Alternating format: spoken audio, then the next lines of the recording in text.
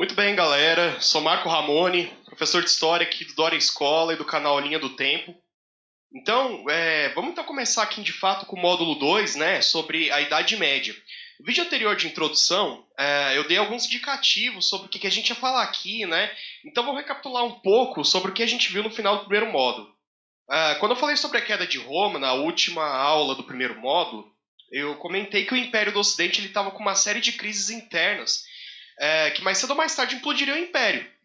Né? Mas eles sofreram um golpe de misericórdia que foram as invasões bárbaras, que desfizeram formalmente o Império Romano do Ocidente. Vamos dar uma olhada nisso então.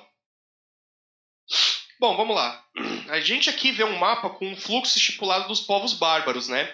A gente pode perceber aqui que todos eles, com exceção dos hunos aqui, eles vêm da região da Germânia, uma região que os romanos jamais conseguiram conquistar. Esses povos, no primeiro momento, eles conviviam pacificamente ali nos limites do Império, né, até mesmo serem incorporados em legiões do exército e tal.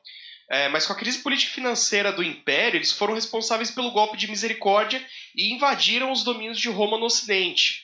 Lembrando aqui, o Império do Ocidente ele foi formalmente encerrado por Odoacro, um líder érulo que também era um povo originário da Germânia, os érulos. Tanto é que eles habitaram ali a região sul da Itália, depois disso. A partir desse desmonte, então, a gente pode ver um fluxo migratório muito forte dos povos germânicos, né, nos mais variados domínios de Roma. A gente vai perceber aqui uma coisa que é essencial para entender não só a Idade Média, mas também a Europa de hoje.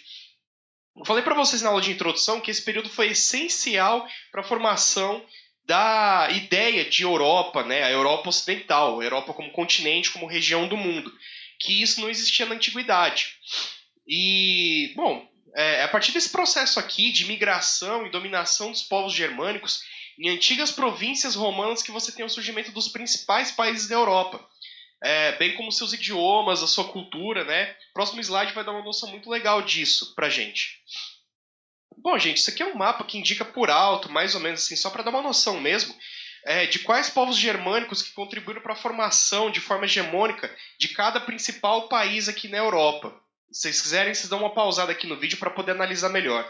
Esses países aqui, então, eles são resultantes da combinação entre os povos que já existiam nas províncias romanas e dos bárbaros que invadiram a respectiva região. Por exemplo, vamos pegar aqui, tomar como base a nossa pátria-mãe, Portugal.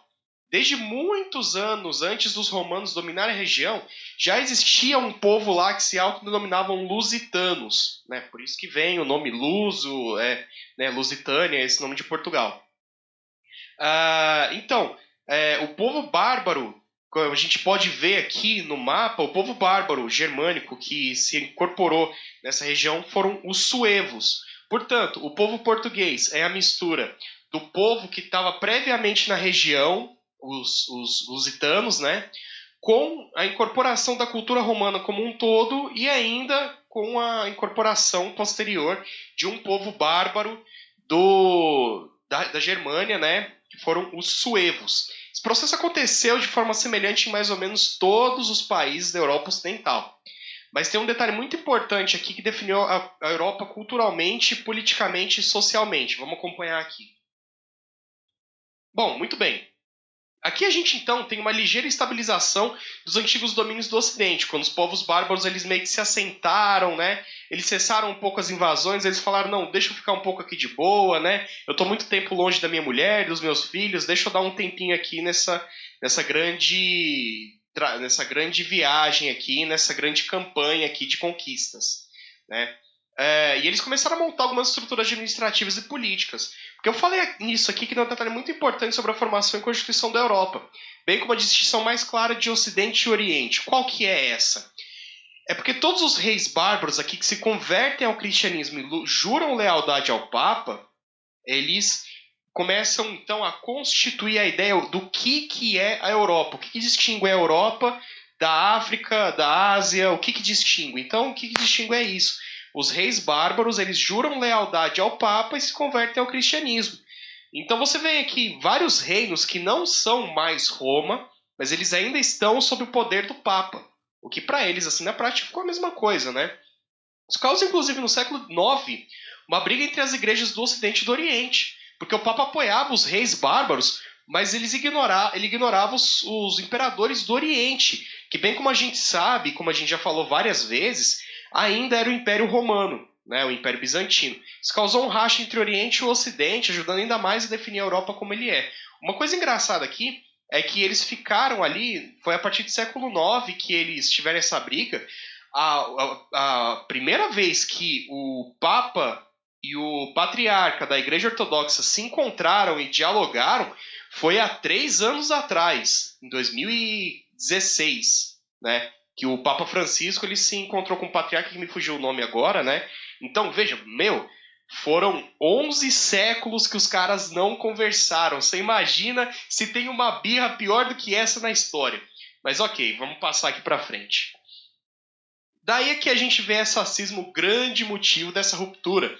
De forma mais evidente é quando surge aqui na Europa o chamado Sacro Império Romano Germânico, que é a consagração da Europa como a gente conhece, que é a combinação entre a cultura latina e a cultura germânica, certo? A gente tem a origem dessa ideia de prosseguimento do Império Romano quando o Papa Leão III, ou Leão III, que vocês preferem, ele coroou o Carlos Magno como Imperator Augustus em 800. Lembrando que o último imperador romano do Ocidente oficialmente foi deposto em 476. Então, 476, 800, você tem aí uma excelente margem, 300 e poucos anos. Lembrando que Imperator Augustus é o título que você dava ao imperador de Roma. Então, Carlos Magno foi o primeiro imperador romano. Ele era rei dos francos, e quando ele morreu, seus filhos não foram capazes de dar prosseguimento ao seu legado. Mas aí, anos depois, a gente tem a coroação de Otão I em 962, propriamente dito imperador desse território, que ficou conhecido como Sacro Império Romano Germânico. Então a gente tem aqui a primeira, na realidade a segunda, né, tentativa de formalmente recriar o Império Romano. Por que eu falo segunda? Porque justamente a campanha do Carlos Magno, ela teve essa pretensão de ser, de novo, tentar reconquistar ali os territórios do Império Romano do Ocidente, né? Vale lembrar uma coisa importante aqui, que apesar de ser um império, a gente tem aqui dentro dos domínios do Sacro Império, de outros reinos que vocês viram nos outros slides anteriores, uma descentralização muito grande, proporcionada pelo sistema de vassalagem, certo? Dentro desses territórios a gente tem, portanto, a partir do século X, vigorando o feudalismo, mas eu não vou dar spoiler, porque esse vai ser tema de próximas aulas. Eu não sou aquele tipo de cara chato que dá spoiler.